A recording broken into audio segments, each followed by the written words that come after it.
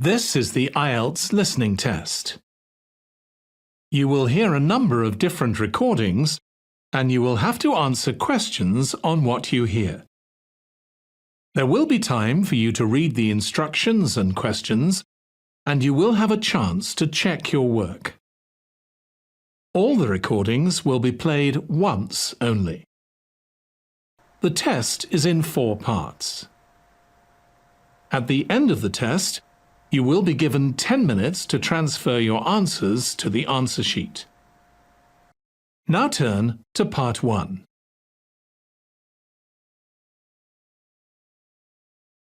Part 1. You will hear a conversation between Thomas and Nadia, who are waiting at the airport. First, you have some time to look at questions 1 to 5.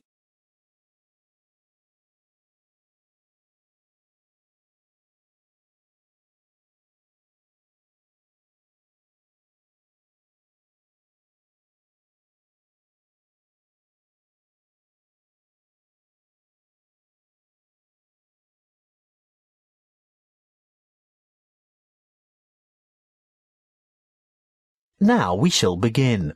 You should answer the questions as you listen, because you will not hear the recording a second time. Listen carefully and answer questions 1 to 5.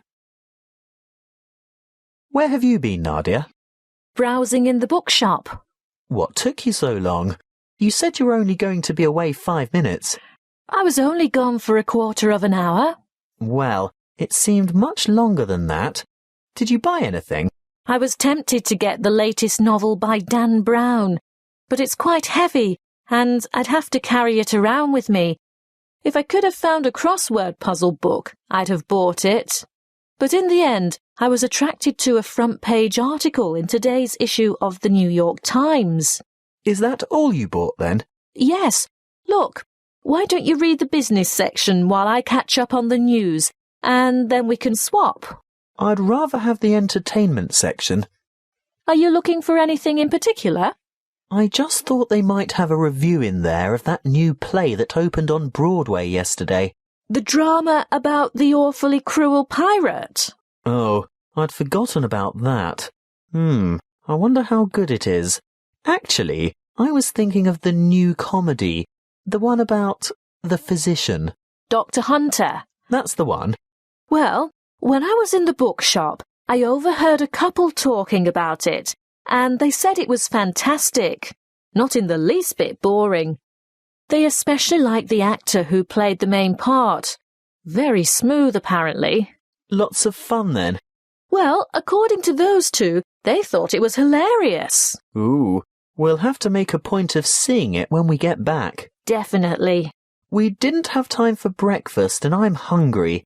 Do you fancy a coffee and a muffin? Sounds like a good idea. And how will you have your coffee today? Long and black as usual? I think I might have something different this morning. What? You don't mean a flat white or some other milky one? Oh, I don't know. I want something to perk me up. An espresso, short and black with sugar? Perfect. Will that be with a chocolate muffin or a berry muffin? I'll try to stay off chocolate. The berry sounds healthier. And I'll have a plain one with butter. Won't be long. Before you hear the rest of the conversation, you have some time to look at questions 6 to 10.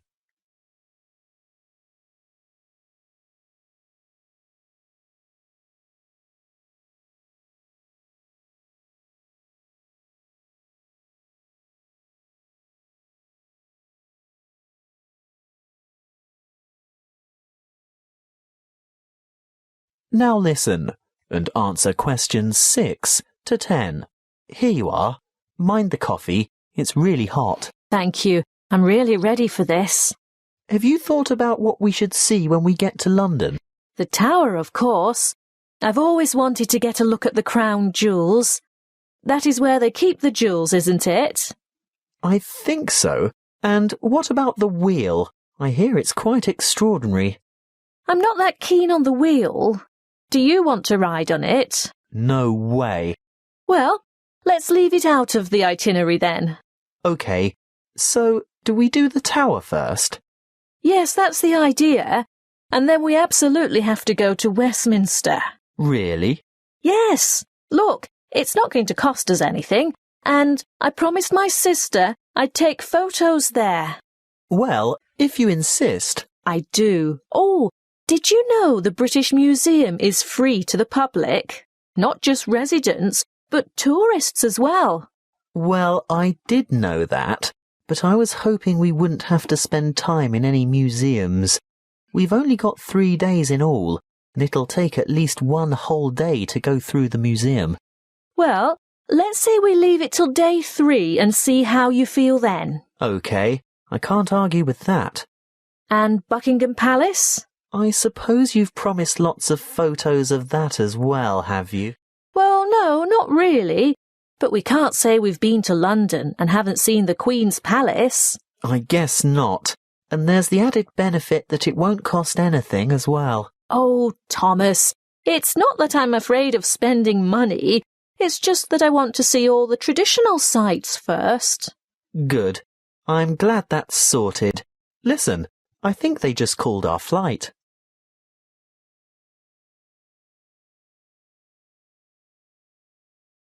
That is the end of part 1. You now have 1 minute to check your answers to part 1.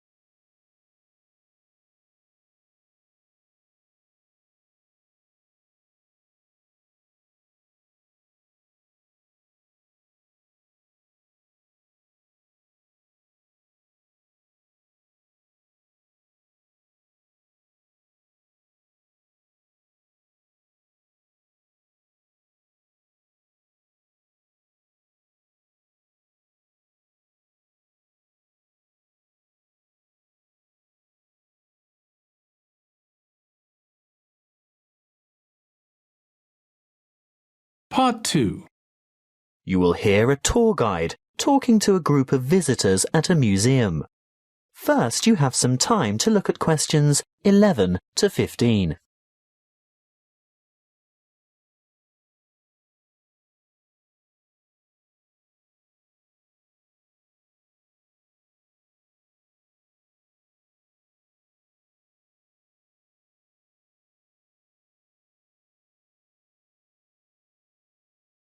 Listen carefully and answer questions 11 to 15. Welcome to the museum. Before we go inside, I'd like to remind you of 1 or 2 things. Firstly, you'll be pleased to know that admission is free to all visitors, so explore at your leisure, and if you can't take it all in today, you can come back again and again without any charge at all. Opening hours are from 10 a.m. to 5:30 p.m. most days, but the museum closes a little later on Thursday and Friday evenings. There are new multimedia guides available in 10 languages. They can be picked up from the desk in the covered courtyard for £4.50, and you can have it with you all day, from opening time in the morning until half an hour before closing. But you will need to produce ID. A passport, driver's licence or national identity card are all acceptable. These multimedia guides have audio commentary as well as images and an interactive map for easy navigation. They're simple to operate, and you will get a more detailed insight into many of the objects in the various galleries. As a security measure, apart from your camera and a purse, wallet or small handbag, your other belongings such as large bags, coats and umbrellas will have to be left at the cloakroom. Please note that the museum has recently revised the regulations for the size of bags and parcels that it will accept in its cloakrooms. I think the maximum size is 40 by 40 by 50 centimetres with a maximum weight of 8 kilograms. The only exception to this is prams and pushchairs. There is a charge of £1 per item. The main cloakroom is to the left of the main entrance, and there is another one at the north entrance. It may seem obvious, but may I remind you also that you should set your mobile phone to silent or turn it off altogether while you are in the museum, and do not carry or consume any food or drink in the exhibition halls. If you are hungry, there is an excellent restaurant where you can purchase a light lunch or a full meal. If it's just a hot beverage you want, then I can recommend taking a break at the Gallery Cafe.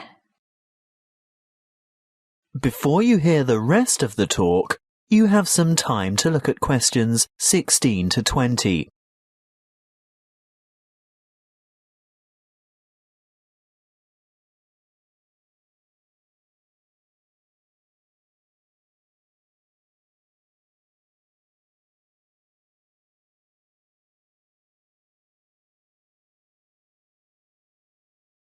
Now listen and answer questions 16 to 20.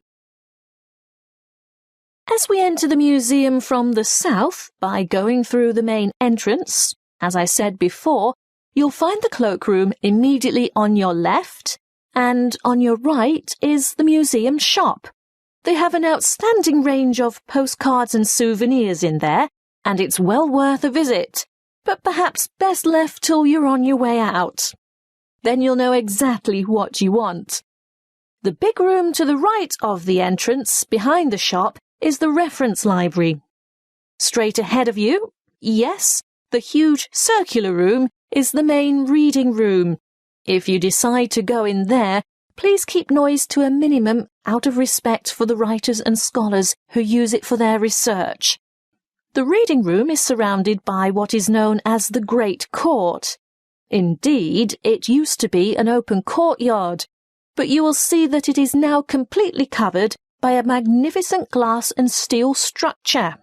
If you walk around the Great Court in a clockwise direction, on the west side you'll see the entrance to the Long Hall of Ancient Egypt, which has an amazing collection of Egyptian antiquities. The gallery behind the reading room, directly opposite the entrance, is devoted to China and Southeast Asia. Here you'll see Chinese civilization explored chronologically from the Neolithic period through to the 21st century. The restrooms for both men and women are located in the northeast corner of this floor, but don't worry, there are others available on the floors above.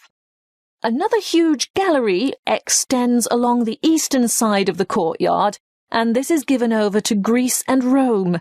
The sculptures in this section are absolutely spellbinding. Take your time looking at all the exhibits, and when you're ready to view what's on the next floor, take the magnificent marble staircase by the entrance.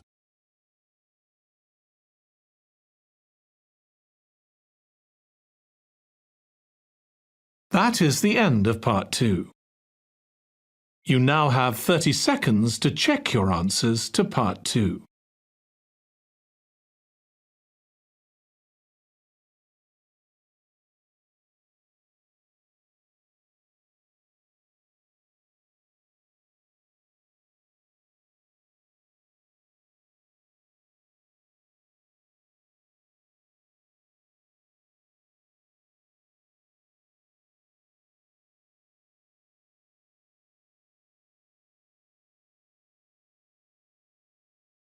Part 3. You will hear a conversation between a lecturer and a psychology student asking for advice about research methods. First, you have some time to look at questions 21 to 25.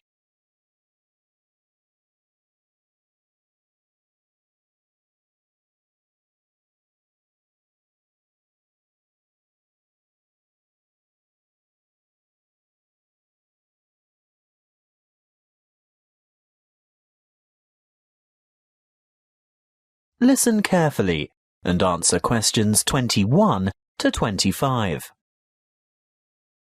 Good morning. Now, what is it you want to discuss today? Good morning, Dr. Reed.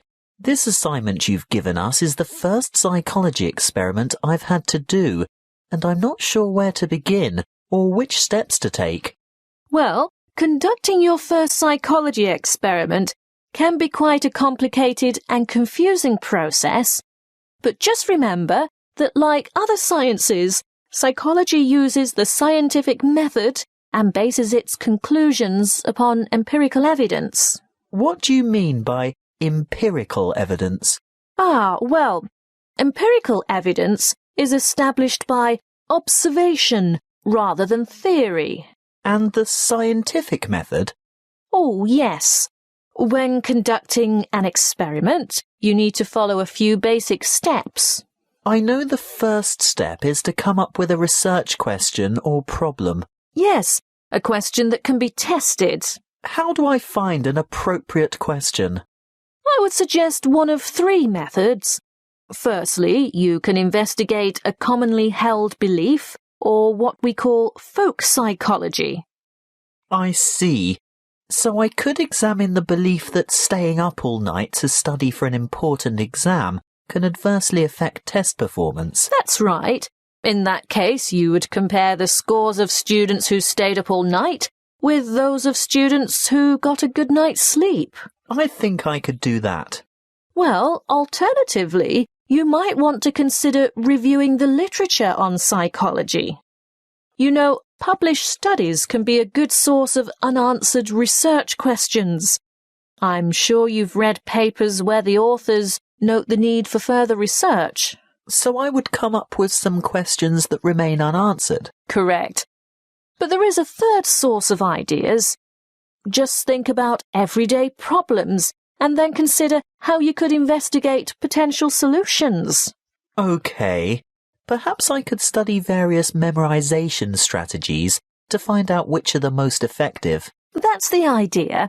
Next, you need to define the variables. You know, anything that might have an effect on the outcome of your research. Yes, I remember we learnt about that last week. Yes, that's right. Then you have to develop a testable hypothesis that predicts how the variables are related. For example, students who are sleep-deprived will perform worse in an exam than students who are not sleep-deprived. Exactly. Once you have developed a hypothesis, you must carry out background research. I can use books, journals, online databases, and websites. Yes, all of those. I covered the reasons for background research in last Friday's lecture, didn't I? What you have to remember at this stage is to take careful notes and generate a bibliography of your sources. Before you hear the rest of the conversation, you have some time to look at questions 26 to 30.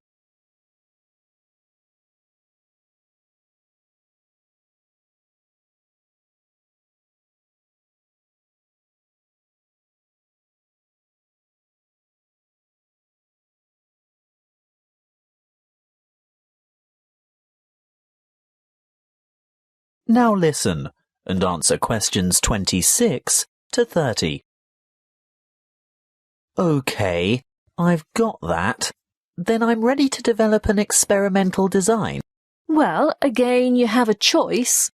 There are three basic designs, and each has its own strengths and weaknesses. The pre-experimental design does not include a control group, so there is no comparison. What we call a quasi-experimental design does incorporate a control group, but there is no randomization, whereas a true experimental design has both control groups and random assignment to groups. You've also told us about standardization of procedures. Is this where that comes in? Being sure to compare apples to apples? Absolutely. Going back to your sleep deprivation example, the same exam would have to be given to each participant in the same way at the same time, etc. Got it. When selecting subjects, you need to consider different techniques. If you were to go through with your sleep deprivation experiment, you would need to ensure that your experimental and control groups were standardized. That is, all third-year accounting students, for instance. A simple random sample involves choosing a number of participants from a group of similar people. On the other hand, a different kind of study might involve a stratified random sample, where participants are randomly chosen from different subsets of the population. You mean subsets with distinctive characteristics, like age, gender, race, socioeconomic status, and so on? Precisely. Then the next step is to actually conduct the experiment and collect the data. Then I have to analyse the data. I'll be dealing with the statistical methods for analysing data in next week's lecture. Oh, good. I guess all that's left then is to write up the data. Yes, communicating your results is important, and in the next couple of lectures, I'll be covering the format and structure of a psychology paper and tips for writing each section. Thank you, Dr. Reed. I feel much more confident in getting started now. Thank you for taking the time to see me. That is the end of Part 3. You now have 30 seconds to check your answers to Part 3.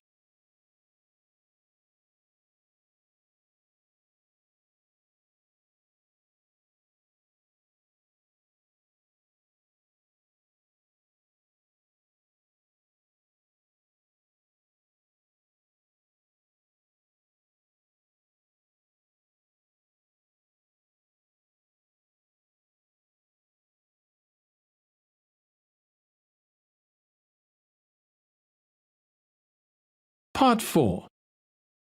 You will hear a lecture on the production and trade of rice. First, you have some time to look at questions 31 to 40.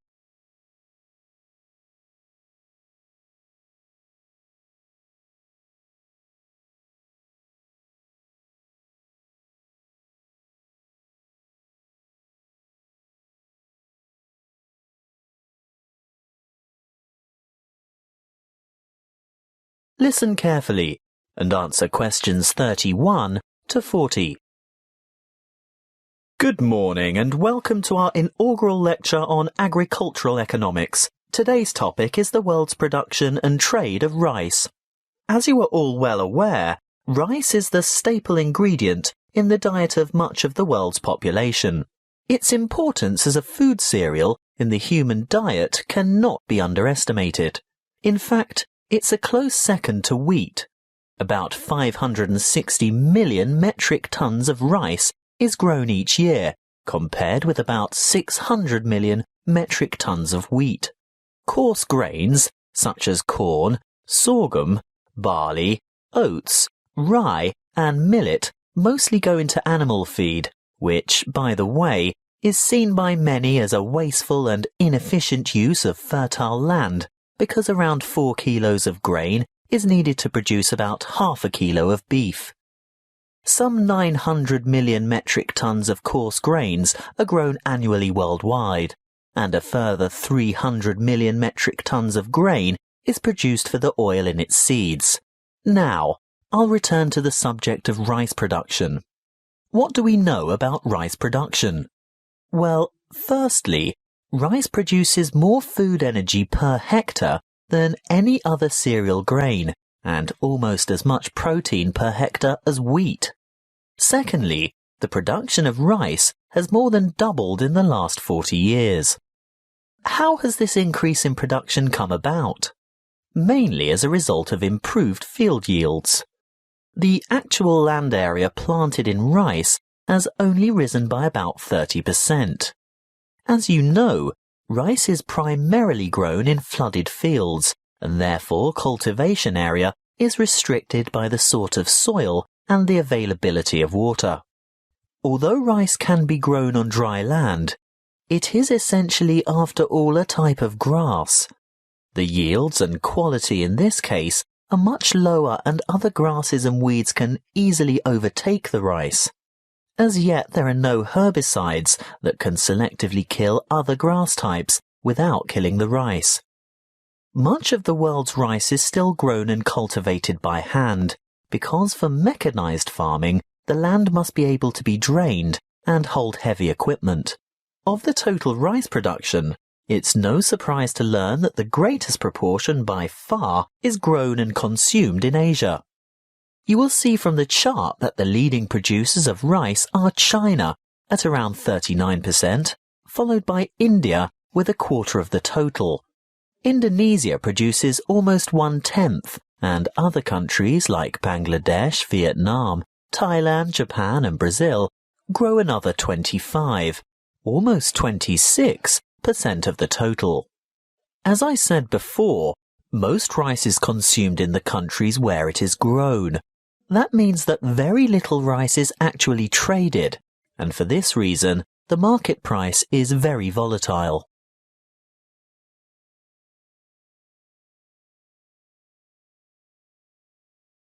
That is the end of Part 4. You now have 1 minute to check your answers to Part 4. That is the end of the listening test. In the Ielts test, you would now have 10 minutes to transfer your answers to the answer sheet.